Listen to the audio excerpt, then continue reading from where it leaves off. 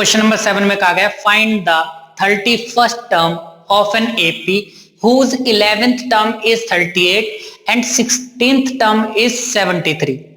तो सबसे पहले तो मैं इस एपी का पहला टर्म ए और कॉमन डिफरेंस डी लेट कर रहा हूं। लिखा मैंने let A and D be the first term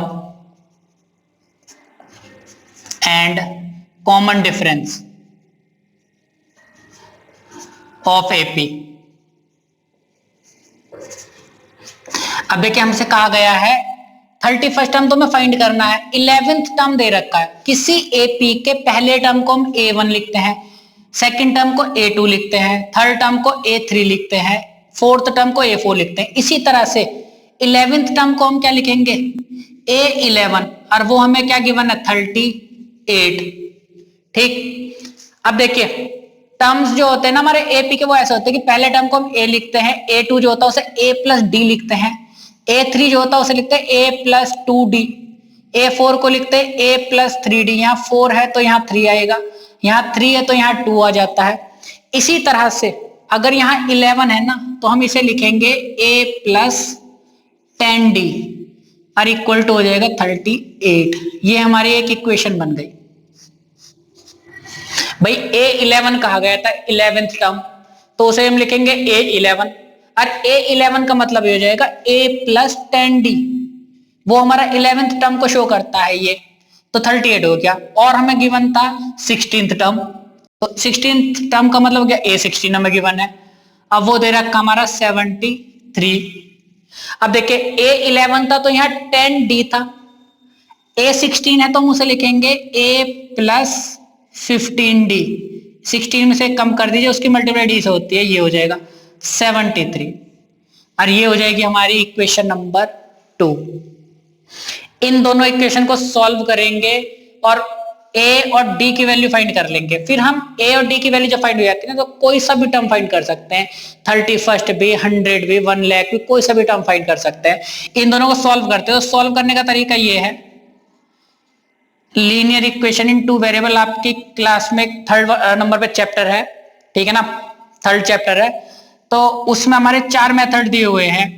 जब 2 वेरिएबल होते हैं ना हमारे तो उन्हें सॉल्व करने के 4 मेथड दिए, उसमें से किसी भी मेथड से आप सॉल्व कर सकते हैं। हम यहाँ पे एलिमिनेशन मेथड यूज कर रहे हैं, तो दोनों इक्वेशन को ऊपर नीचे इस तरह से रख देते हैं, ठीक है ना। यहाँ पर a का कोफिशिएंट भी 1 है, देखिए 1a है, ये भी 1a है, लेकिन इनके साइन इसका भी पॉजिटिव है, इसका भी पॉजिटिव है, तो हमें a का साइन बदलना होता, तो हम जो है ना यहाँ लिखते हैं सब्ट्रैक्ट लाइन खींचने के बाद, और यहाँ पे ना इसके साइन बदल देते नीचे वाले इक्वेशन के।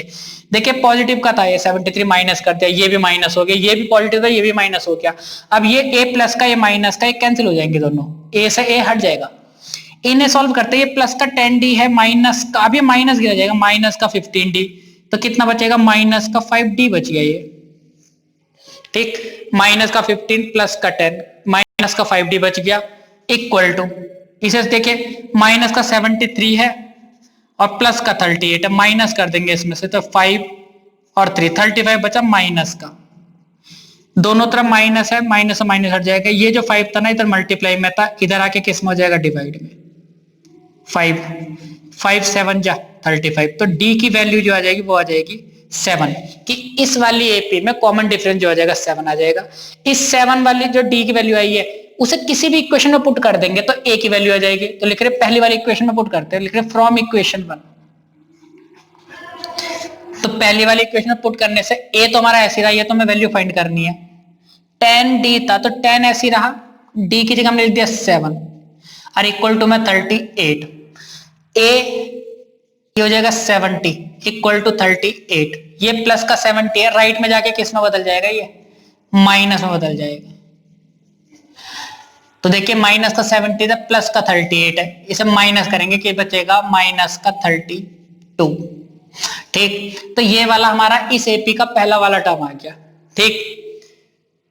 अब देखिए हमसे जो फाइंड करने के लिए कहा गया है वो कहा गया है 31st टर्म, तो 31st टर्म का मतलब ये है कि A31 हमें फाइंड करना है, ठीक।